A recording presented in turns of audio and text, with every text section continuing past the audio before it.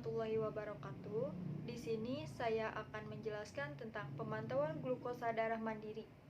Pemeriksaan glukosa darah mandiri merupakan pemeriksaan glukosa darah berkala yang dilakukan dengan menggunakan glukometer oleh penyandang sendiri atau keluarganya.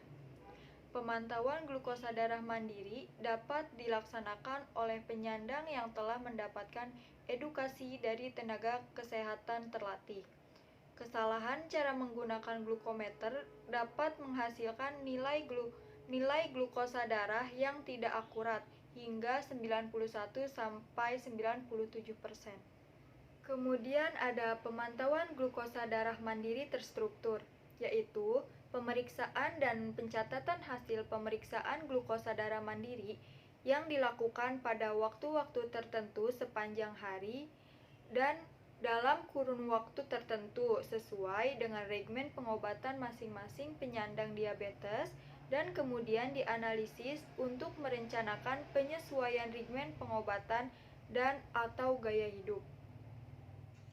Manfaat PDGM, pemeriksaan glukosa darah mandiri dapat memperbaiki informasi tentang variabilitas glukosa darah harian seperti glukosa dalam setiap sebelum makan 1 atau 2 jam setelah makan atau sewaktu-waktu pada kondisi khusus. Penelitian menunjukkan PDGM dapat memperbaiki pencapaian kendala glukosa darah, menurunkan mortalitas, serta menghemat biaya kesehatan jangka panjang yang terkait dengan komplikasi akut maupun kronik. Penggunaannya secara terintegrasi dan terstruktur dapat menurunkan HbA1c secara signifikan. Jaga keselamatan penyandang diabetes. Mendiagnosa episode hipoglikemia khususnya pada pengguna insulin dan sekretagog insulin. Mencegah risiko hipoglikemia pada penyandang diabetes saat melakukan aktivitas yang dapat membahayakan dirinya atau orang lain. Misalnya, pengemudi, operator mesin berat, dan pemadam kebakaran.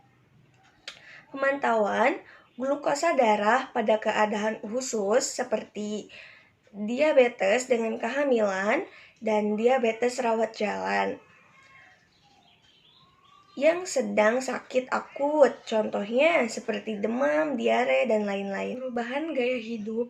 Pemantauan glukosa darah mandiri memberikan data sebagai umpan balik objek bagi penyandang diabetes terhadap terapi gizi, medik, dan aktivitas fisik yang sedang dilakukan. Membantu dalam pengambilan keputusan, memberikan data yang dapat digunakan sebagai dasar pengambilan keputusan dalam menyusun program perubahan gaya hidup maupun terapi. Medika Sentosa membantu penyesuaian dosis insulin atau obat hipoglikemia oral OHO yang diberikan bersama dengan steroid. Tipe 1, DM tipe 2. Pemantauan glukosa darah secara mandiri sebaiknya dilakukan pada DM T2 dengan keadaan sebagai berikut. 1. Menggunakan insulin. 2. Pada kondisi khusus, penyandang diabetes yang berencana hamil selama kehamilan, kejadian hipoglikemia berulang saat sakit berat yang dapat mempengaruhi fertilitasi glukosa darah, neuropati berat, puasa Ramadan dan puasa lainnya, terapi steroid, pekerjaan fisik berat. Pekerjaan lain yang bila terjadi hipoglikemia dapat membahayakan dirinya atau orang lain. Ketiga, menggunakan obat hipoglikemia oral OHO. 4. Terkendali tanpa obat hanya dengan aktivitas fisik dan nutrisi. Pada kondisi tertentu, misalnya aktivitas berat yang tidak bisa dilakukan, sedang sakit, dan lain sebagainya. Menjelaskan tentang langkah-langkah PGDM. Yang pertama, edukasi PGDM. Edukasi dilakukan untuk mencapai kesepakatan dalam hal yang pertama, yaitu ada Manfaat dan tujuan PGDM. Yang kedua, target glukosa darah yang akan dicapai oleh masing-masing penyandang atau penderita. Yang ketiga, penggunaan alat glukometer yang tervalidasi dan presisinya tinggi, dan jumlah strip glukometer sesuai dengan kebutuhan. Yang keempat, untuk waktu dan frekuensi PGDM itu ditentukan oleh perawat. Yang kelima, mencatat hasil PGDM sesuai dengan format yang sudah disepakati dalam bentuk buku atau digital. Yang keenam, membawa dan mendiskusikan hasil PGDM pada saat kontrol ke perawat. Yang kedua, menentukan target glukosa darah.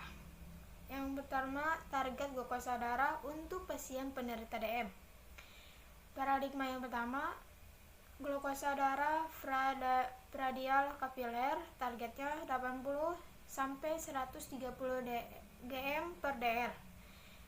Paradigma yang kedua, glukosa darah 1 sampai 2 jam postprandial kapiler, kurang lebih 180 mg per dl. Yang kedua, target glukosa darah untuk pasien penderita DM dengan kehamilan. Paradigma yang pertama, glukosa darah puasa kapiler, targetnya kurang lebih 95 mg per dl.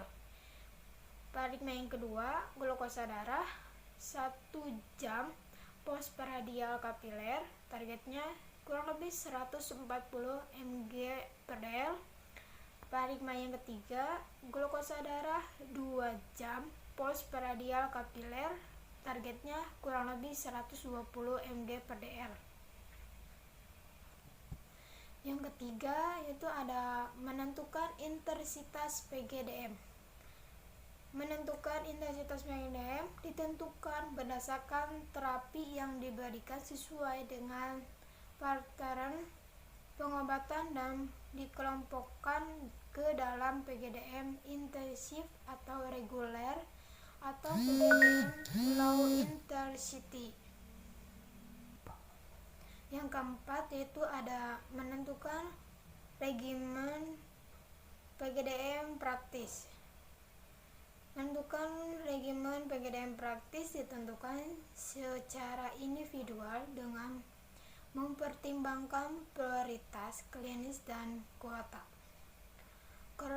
Prioritas klinis yang dimaksud adalah pasien baru, pasien dengan gambaran glukosa darah puasa tinggi, terus glukosa darah postprandial tinggi, radiabilitas, glukosa darah yang dipengaruhi oleh pengobatan steroid dan kehamilan dan infeksi. Terima kasih. PDGM pada kehamilan. Intensitas PDGM pada diabetes dengan kehamilan pregestasional diabetes dan diabetes gestasional dapat dikelompokkan ke dalam PDGM intensif atau reguler. PDGM pada diabetes gestasional dianjurkan pada saat sebelum makan pagi tanpa asupan kalori selama 8 jam, 1 jam, atau 2 jam setelah makan. Pada diabetes dengan kehamilan, kadang-kadang diperlukan pemeriksaan glukosa darah preprandial 34 pada diabetes dengan kehamilan dan diabetes gestasional. Regimen praktis PDGM harus tetap disesuaikan secara individual. Prosedur PGDM dengan menggunakan glukometer. Yang pertama yang harus kita lakukan yaitu memilih jari ketiga, keempat, dan kelima untuk melakukan pengukuran PGDM. Yang kedua yang harus kita lakukan yaitu mencuci tangan. Mencuci tangan lalu mengeringkannya. Yang ketiga yaitu memijat ujung-ujung jari untuk mengumpulkan darah dan meregangkan otot-otot yang ada di ujung syaraf ini. Selanjutnya yaitu kita melakukan pengecekan atau mengatur pada lancet, mengatur pengukuran pada lancet. Selanjutnya, yaitu lakukan penusukan pada ujung-ujung jari ini menggunakan lancet. Lalu, masukkan darah pada ujung strip. Lakukan pengukuran selama glukometer itu masih berjalan. Setelah itu, jika sudah selesai, bersihkan darah dari tangan, lalu mendipnya menggunakan kapas alkohol. Selanjutnya yaitu pendokumentasian.